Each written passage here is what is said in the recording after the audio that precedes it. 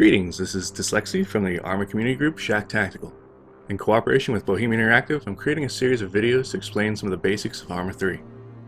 Today we'll be discussing the usage of two types of specialized infantry roles, the sniper and the anti-tank or anti-aircraft launcher team. We'll be covering general tips of how they can be employed effectively. Snipers are designed to scout and engage enemies from greater distances than typical infantry, while launcher teams can knock out heavy vehicles that infantry are otherwise powerless to defeat. We'll look at snipers first, then move on to the launcher teams next.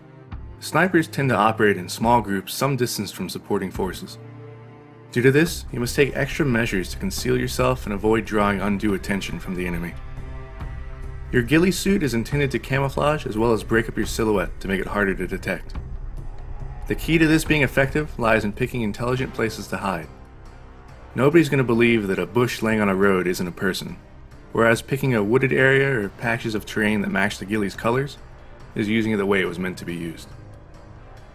The same can be said of movement. A key distinguishing feature between an actual bush and a sniper in a ghillie suit is that the bush isn't going to stand up and start walking. So stay low, move slowly, and take your time. Be aware that being a sniper isn't all about racking up a kill count from a distance. A good sniper team not only delivers precision fires, they also deliver intelligence.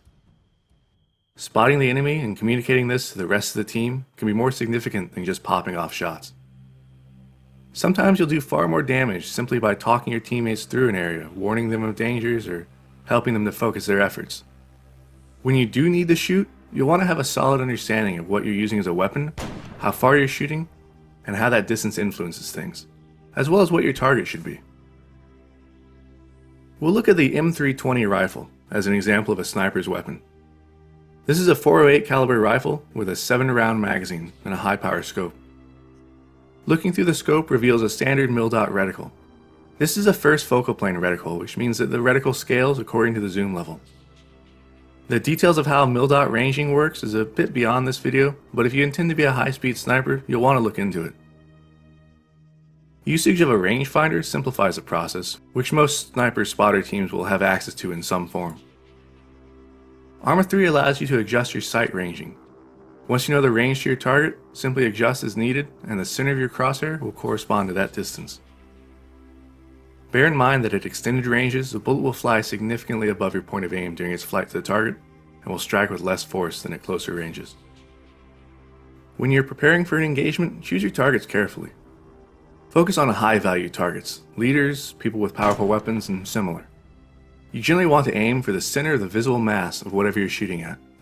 While headshots can be achieved at closer ranges, a good chest or upper torso hit will kill just as well, and has a benefit of offering a larger target area and less chance for a near miss. You'll want to fire from the most stable stance available to you. Good positions will generally allow you to fire from the prone or in a sitting posture if grass obscures a prone perspective. Before firing, make use of your breath hold key.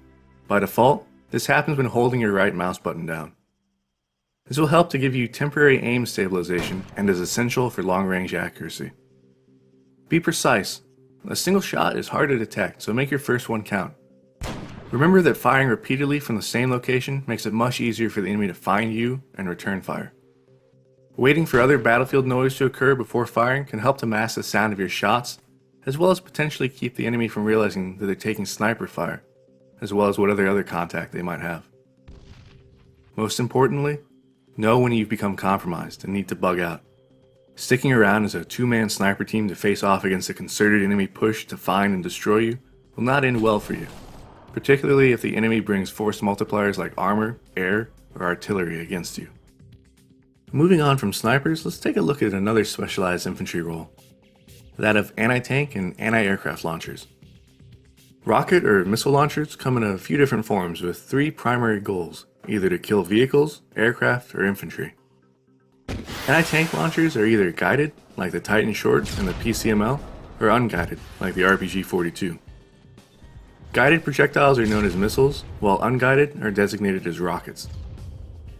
Some launchers will have the capability to load different types of rounds, such as anti-tank and anti-infantry munitions. Rocket launchers have reticles that are calibrated for the drop of the rocket over range. This is the RPG-42's reticle. You can see that there are crosshairs corresponding to the point of aim from 50 to 500 meters. To use it, match the distance of your target with the correct reticle aim point and take your shot. Missile launchers, on the other hand, are primarily concerned with locking on the targets, be they anti-tank launchers or anti-aircraft. To lock, click your right mouse button while aiming at a target. You'll see a box appear, then a diamond fade in over it. When the diamond turns solid, your lock is acquired and you can fire your missile. The Titan Short is one launcher with some additional functionality. While it can lock onto targets and automatically track them, it can also be fired in an unlocked mode, in which it will track along with the launcher's aim point. This can be used to precisely engage structures, infantry, or other targets that can't otherwise be locked. When it comes to the tactics used with launchers, the general theme is to act in a manner that respects the tremendous power of the sorts of vehicles and aircraft you'll be engaging. Agitating a tank by missing it with an anti-tank rocket is not conducive to your long-term survival. It's better to just blow them up and be done with it on the first shot, so make that first shot count. You generally want to strike armored targets either on their sides, their rear, or from above. The frontal armor is the strongest and hardest to defeat. Also, keep in mind where they're looking. You can tell where the driver and gunner are looking by the orientation of the vehicle and the turret. Firing from the front means the driver is likely to see your launch signature and communicate to the rest of the crew, as well as try to evade it. While firing when the turret is facing you, it's an easy way to get yourself promptly exploded. Try to fight vehicles in dense terrain. It's much easier to knock out a tank or similar in an urban area at close range than it is to try and hit them from a distance in more open terrain. Luring vehicles into towns or cities also allows you to fire them from above, making it that much harder for them to counter you. Try to select keyhole positions in which you can only be seen or engaged from a narrow angle. Knocking out a tank is great, but if his buddies saw you fire and return the favor, your victory celebration may be dramatically cut short. If you're using rockets against armor, it helps to have multiple gunners ready to engage. If the first gunner misses, he can rapidly communicate the adjustment needed to the second gunner, who can use that information to improve his chances for a hit. When dealing with aircraft, one must keep in mind that many are equipped with flare dispensers designed to lure heat-seeking missiles away from the target aircraft. Because of this, you want to take extra care to fire only when the aircraft isn't looking in your direction. Giving them advance warning allows them to fire off their flares and potentially defeat the missile. Some dispensers will detect the launch of a missile and engage automatically. If this is the case, you may need to fire 2 missiles in rapid succession to get a higher probability for a kill. 2 separate anti-air gunners are ideal for this.